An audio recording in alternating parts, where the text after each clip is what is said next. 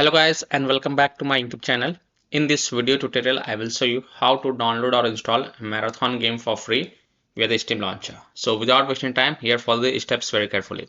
So open Steam, go to the store and inside the store search for Marathon game and then click on this Marathon game.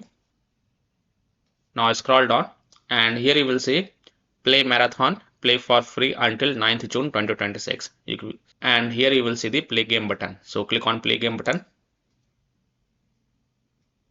And here you can see Marathon game and the file size is 25.42 GB. So click on install button. Now read the EULA terms and condition and then click on accept. Now go to library and here you can see that Marathon game is getting downloaded on my PC.